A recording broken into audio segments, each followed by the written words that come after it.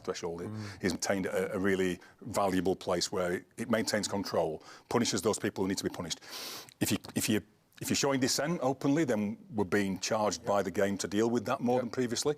Now remember what he has just said there about dissent. You've got to hold on to that for later in the video. So don't forget it. Write it down. Dissent. Hit the like and the share button. Make sure you are subscribing. My overarching thought is just admit you got it wrong. It would save us so much time and so much frustration. But the doubling down and the ridiculousness I'm now hearing from Howard Webb and from the referees about their treatment, specifically in this case of Arsenal, is crazy. But their inconsistencies at large. Stick with us. This is so interesting. Let's take a listen. If you're delaying the game on purpose, and you might have got away with it 5 years ago, we're saying you won't anymore. We know that with delaying it, but remember dissent. Remember dissent. If you're clearly moving from here to stop a quick free kick, and you're wanting to play, then I should get penalised. Howard, the biggest delay in the game is when the goalkeepers take longer than the 6 seconds. Did you see what Keane today? He said rice. Seconds. Yeah, that's a lot longer. We talk about delaying the game. A lad, Declan Rice kicking it away a touch, which, to be fair, I get the rules and all that stuff. We'll not go over that again.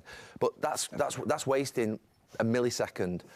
And then you've got basically a situation where goalkeepers are holding the ball in their hands for 9, 10 seconds, 11 seconds, 13 seconds, and they're wasting 6, 7 seconds. That's never been pulled. And it's that. This is a rule that I've called out for years. So only certain types of time wasting and certain types of delaying restarts get you booked as well. This is why it's a farce. This is why we know that they have made a mistake with Declan Rice, and instead of admitting it, they're doubling down and they are being exposed left, right, and centre. It's still in. It is, and always has been, and yet it's not been implemented. You don't see it implemented anywhere, do you? No. Yeah. But that's not an excuse. That's the point. Most of these rules are not implemented. You pick and you choose. That's why we as football fans are angry. And I know people don't like Arsenal specifically being defended, but this centres around them in this particular case. But the inconsistencies are there. Still, nobody has mentioned why Bruno was booked for kicking the ball away when the whistle hadn't gone. And I'll tell you why he was later, though. I found out. I've done some digging, but we'll come back to it. You've been overseas, you've all played internationally, you don't see it anywhere, do you? But when the keeper gets the ball, no one's going 1 Mississippi, 2 Mississippi, 3 I do. No, I'm always. I do. When I'm I do as well. Crazy. Oh, yeah. But I always think that's one the referees can manage that kind of thing. No, but if towards the end of the game they get a yellow card, it's a bit too late. No. What's delaying the game? What is delaying?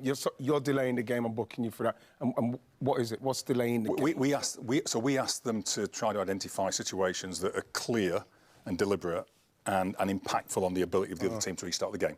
So, for example, there was a comparison made a couple of weeks ago between what Trossard did in the City-Arsenal game and what Szoboszlai did in the Liverpool-Forest game. Well, they're really incomparable in terms of the impact, because one happened on a free kick to Man City in an attacking area in added time at the end of the first half. Keep going. And Trossard kicked the ball away, prevented City from even being able to think Keep going, Howard. about restarting the game quickly. I'm sure they would have wanted to, or at least have the option to. The other one, and it was at 2-1 at the time, was it? I think to Arsenal. Yeah, we were in there. The other one, Liverpool were down at home to Forest, 1-0. It's in 90 plus 4 minutes. There's a offside flag given or a foul given against Liverpool. Szoboszlai, in frustration, kicks the ball across Remember what he said. Remember, it's coming. the penalty area, which wastes his own time, you know? It would be crazy if we'd caution him at that point. Why would we caution him at that point? Because you said less than 2 minutes ago, just over 2 minutes ago in this video, that delaying restarts and dissent should get you booked. He kicked the ball away in frustration. I can buy the argument that you can't delay a restart if there's nobody around the ball to restart the game. I can buy that. I can buy the idea that a Liverpool player kicking the ball away and delaying the restart when they need it restarted quickly is already a punishment to them, so you're not booking them. I can buy that to a point. But whenever you kick the ball away with frustration when the free kick's not gone the way you wanted, you've got a booking. Why again? So this is the problem. Remember when Declan Rice was sent off? Let's go back to the beginning. And it's always about going back to the beginning. They said, letter of the law. That was the rhetoric. That was the narrative. That was the explanation. Letter of the law. Well, the letter of the law states when a player kicks the ball away with frustration and commits dissent towards the referee's decision, it is a bookable offence. Where is the challenge? Why have we forgotten about dissent? In fact, I searched it up. I went and looked at what dissent is considered. All bookable offences, by the way, by the letter of the law. So dissent is excessive arguing, excessive processing, using offensive language towards the referee, disrespecting the referee or other players. Example being kicking the ball away in frustration, entering or leaving the field of play without permission, not respecting the required distance when play restarts. How many of those things are you consistently seeing bookings for? This is the issue here. No one is stated. Most normal thinking people haven't gone, well, no, Declan Rice 100% didn't break the rules. Some think he didn't know the player was coming, but we can agree to disagree on that. But what about all the other bookable offences you don't book people for? And what they're doing, the reason they've messed up, the reason they've made this mistake is because they're trying so hard to justify their decision instead of just admitting that we cheated Arsenal that day. We got it wrong for Arsenal that day. Do you know what? We were a little card happy. We did go against what we said last year that we want to try and keep 11 men on the pitch. We have got multiple other examples where players should be booked for delaying restarts or dissent, which has always been booked. Go ask Mascherano what happened when he kicked the ball away at half-time against Man United at Old Trafford all those years ago.